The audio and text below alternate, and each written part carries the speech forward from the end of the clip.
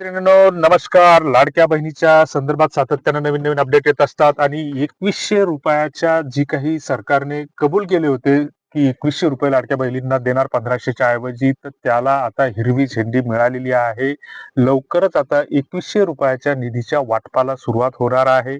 दुसरीकडे जो काही चालू महिन्याचा हप्ता राहिला होता 1500 रुपये, ते आणखीनही बँकांच्या खात्याला आलेले नव्हते आणि 7-8 दिवसापासून सातत्यानं बातम्या येत होत्या. बातम्या म्हणजे ह्या जे काही फेक युट्यूब चॅनल आहेत तर त्याच्यावर येत होत्या की आज सकाळपासूनच पैसे जमा व्हायला सुरुवात, रात्री 12 वाजतापासून जमा व्हायला सुरुवात, या 10 बँकांना आले, त्या 10 बँकांना आले.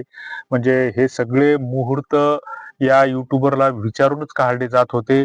दुसरीकडे ई-केवायसी बाबत जे काही आहेत, तर ज्यांना वडील किंवा पती नाही, त्यांना अंगणवाडीच्या स्त्रिया जर त्यांचे फॉर्म स्वीकारत नसतील तर त्यांना त्यांच्यासाठी काय आदेश आलेले आहेत नवीन, याबाबतची सगळी माहिती, जी काही सत्य, खरी आणि वस्तुनिष्ठ माहिती आपण या YouTubeच्या व्हिडिओच्या 3 मिनिटाच्या माध्यमातून घेणार आहोत. त्यापूर्वी या चॅनलवर जर तुम्ही नवीन असाल तर हे सबस्क्राईब करा. त्याच्या आधी ही क्लिप पहा आणि व्हिडिओवर शेवटपर्यंत टिकून राहा. खुशखबर तुमच्यासाठी अत्यंत आनंदाच्या 3 बातम्या समोर आल्या. सगळ्यात पहिली आनंदाची बातमी असणारी ती म्हणजे 2100 हप्ता वाटपाबद्दल. बघा, आपण जवळजवळ 10 ते 15 दिवसापासून 2100 रुपये हप्ता वाटप व्हायला पाहिजे याच्याबद्दल सरकारकडे मागणी करत आहोत आणि त्या संदर्भाची एक मोठी घोषणा किंवा एक मोठं आश्वासन या ठिकाणी मुख्यमंत्री साहेबांनी दिलेलं आहे. ते तुम्हाला मी दाखवणार आहे, पुराव्यासहित सगळ्या गोष्टी दाखवणार आहे. बघा, लाडक्या बहिणींनो, निवडणुका जवळ आलेल्या आहेत, त्याच्यामुळे सर्व लाडक्या बहिणींना फायदा होणार आहे, काळजी करायची गरज नाहीये. आणि दुसरी आनंदाची बातमी असणारी लाडक्या बहिणींनो, ती म्हणजे महिला व बाल विकास विभाग मुंबई यांचे जे मुख्य अधिकारी आहेत त्यांच्याबरोबर माझी या ठिकाणी चर्चा झालेली आहे. फोनवर त्यांच्याशी मी संपर्क साधलेला आहे आणि त्यांनी एक महत्वाची बातमी दिलेली तर आहे. मित्रांनो, हे असा हा एक प्रातिनिधिक स्वरूपाचा व्हिडिओ आहे. असा हा एकमेव नाही, तर असे अनेक चॅनल आहेत की ज्या आमच्या खेड्यापाड्यात, गावखेड्यात राहणाऱ्या अडाणी, अशिक्षित, मोलमजुरी करणाऱ्या, रोजगार हमीचं काम करणाऱ्या ज्या काही महिला भगिनी आहेत, तर त्यांना यातलं काही कळत नाही आणि यांची कुठेतरी ही लोक भावनिक फसवणूक करतात की हा पठ्ठ्या त्या क्लिपमध्ये म्हणतो. कारण हे जे फापट पसारा त्याचा 8-9 मिनिटाचा जो काही व्हिडिओ आहे, तर असे तो व्हिडिओ दिवसभरात 4-5 टाकतो आणि असे अनेक चॅनल आहेत. आणि आपण येड्यासारखे ते चॅनल पाहतो. म्हणजे भैताड बेलणे हे बी असतात आणि आपणही कुठंतरी स्वतःच्या गोळ्या सरल्यासारखे ह्या अशा लोकांचे व्हिडिओ पाहत बसतो आणि मग यांना टी-आर-पी वाढवून देण्यासाठी आपण एक प्रकारे मदत करतो. म्हणजे आपणच आपल्याला या चुकीच्या गोष्टींना प्रोत्साहन देतो. आता याचं नेमकं सत्य आणि तथ्य काय, की हा पठ्ठ्या म्हणतो की 2100 रुपयाबाबत आम्ही सरकारकडे मागणी केली होती.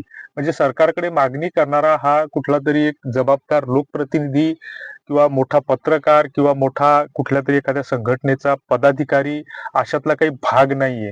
म्हणजे एखाद्यावर जर आंघोळीला गेला आणि टॉवेल विसरला तर याची बायको पण घरातला टॉवेल आणून देत नसल आणि हा मुख्यमंत्र्यांसोबत किंवा संबंधित मंत्र्यांसोबत मागणी करतोय, बोलतोय.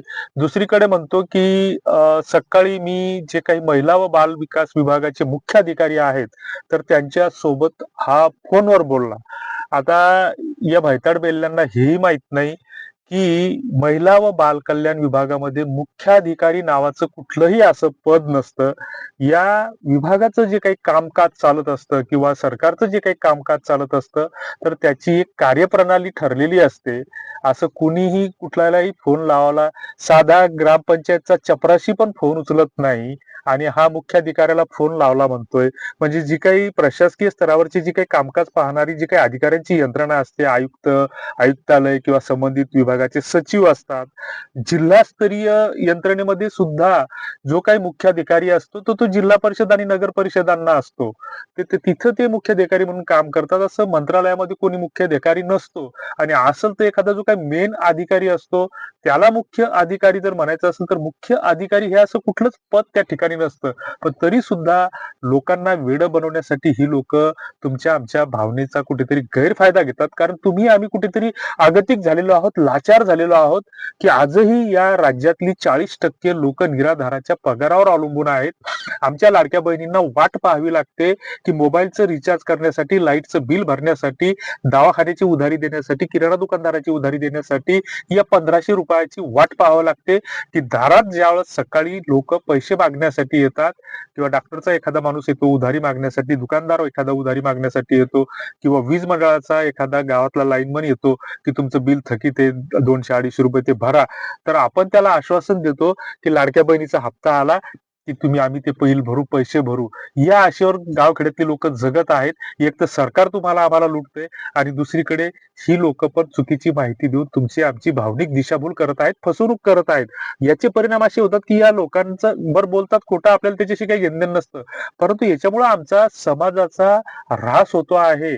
कारण मग यांची मजल पुढे जाते की मग हे लोक काय करतात की पुन्हा पैसे कमवण्याच्या नादात, टीआरपी वाढवण्याच्या नादात आमची मुलं मुली ज्यावेळेस अभ्यासाला बसतात तर त्यावेळेस मग हे how to make English sentence हे कसं बनवायचं, वाक्य कसं बनवायचं, ज्यावेळेस आमच्या शाळेच्या 8व्या-9व्या वर्गातली मुलं मुली ते युट्यूबवर शोधतात तर त्यांना दुसऱ्याच मामा मामीच्या भानगडी दिसतात, उसाच्या फाडातल्या भानगडी दिसतात आणि मग ह्या लोकांना कुठेतरी प्रोत्साहन मिळतं आणि मग इकडे एकीकडे आमच्या मुला मुलींची लग्न होत नाहीत आणि लग्न होत नाहीत, झाली तर ती टिकत नाहीत व टिकली तरी लग्न झाल्यावर पण आमची मुलं मुली पळून चालले. तर ऑनर किलिंग सारख्या घटना काल परवा नांदेडमध्ये घटना घडलेली आहे, त्याच्या मागच्या वर्षी औरंगाबादमध्ये घटना घडलेली आहे. अशाने दररोज लैंगिक अत्याचाराच्या याच्या त्याच्या हिंसेच्या घटना समोर येत आहेत आणि ही लोक अशी म्हणजे बेश्रमासारखी काही टाकत आहेत. तर यांना आवर घालणं हे कुठंतरी तुमचं आमचं समाजाचं काम आहे.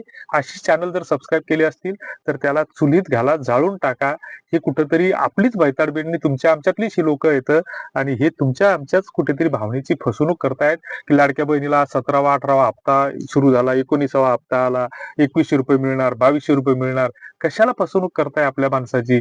पण यांना बघावं तर 1-1, 1.5-1.5, 2-2 लाख लोक यांना पाहतात, बेशरमासारखे व्हिडिओ टाकतात. कुठलं तरी अजून एक हेल्पलाईन नावाचं एक चॅनल आहे, ते पण असंच काहीतरी बातम्या टाकत असतं. तर हे कुठंतरी बंद झालं पाहिजे. लोकांना जी काही असेल तर सत्य वस्तुनिष्ठ माहिती द्या. आपली एक सांस्कृतिक परंपरा आहे, त्या परंपरेच्या अंगाने चांगली माहिती द्या आणि लाडक्या बहिणीच्या बाबतीत जे काही अपडेट आहे ते 2100 रुपयाबद्दल अजून कुठलीही चर्चा नाहीये. सरकार कुठल्याही योजनेची घोषणा करत असताना त्याची अर्थसंकल्पामध्ये त्या निधीची तरतूद करत असते. जसं लाडक्या बहिणीसाठी 4,000 रुपये कोटी पर्यंतची आर्थिक तरतूद केलेली आहे.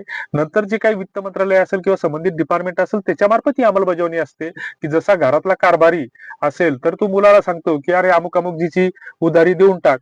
तर त्या मुलाच्या खिशात पैसेच नसतील तर तो हो म्हणाल उद्या परवा देतो. ज्यावेळेस त्याच्याकडे पैसे येतील त्यावेळेस तो देऊन टाकल. अशातला हा प्रकार असतो. मंत्री एखादा सांगतो की बा लवकरच आता वाटप होईल, पण तो त्या संबंधित अंमलबजावणीचं काम त्या संबंधित यंत्रणेचं असतं, त्या डिपार्टमेंटचं असतं. आणि मग असे आता नोव्हेंबरचा हप्ता जो आहे तर आज 30 तारीख आहे, रविवारच्या दिवशी कुठला GR निघत नसतो याच्यासाठी. कारण यंत्रणेकडे पैसा आल्याच्या नंतर आता जर निराधाराचा पगार भेटत असेल किंवा शिक्षकांचे जे काही वेतन होतात, शासकीय कर्मचाऱ्यांचे जे काही वेतन होतात, तर ते मंत्री सांगतात तेव्हाच होतात असं नाहीये. ते त्या डिपार्टमेंट वेतन पथक असेल, वेतन विभाग असेल, त्यांच्याकडे ज्यावेळेस निधीची जशी जशी उपलब्धता होते तशी तशी ती निधी त्या डिपार्टमेंटला त्या वेतनधारकांना ते वितरित करत असतात.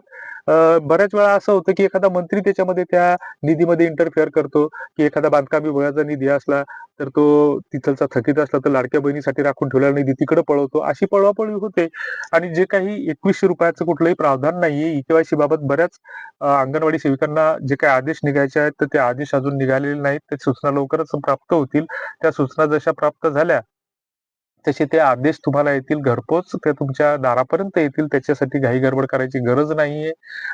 ज्यांची ई-के-वाय-सी झालेली आहे किंवा झालेली नाही ते 31 डिसेंबर पर्यंत मुदत आहे. अजून 30 दिवस मुदत आहे. आधारला मोबाईल नंबर लिंक नसेल तर तो करून घ्या. ह्या गोष्टी कराव्या लागणार आहेत आणि जर तुम्हाला याबद्दल काय वाटतं ते कॉमेंट बॉक्समध्ये नक्की कळवा. धन्यवाद.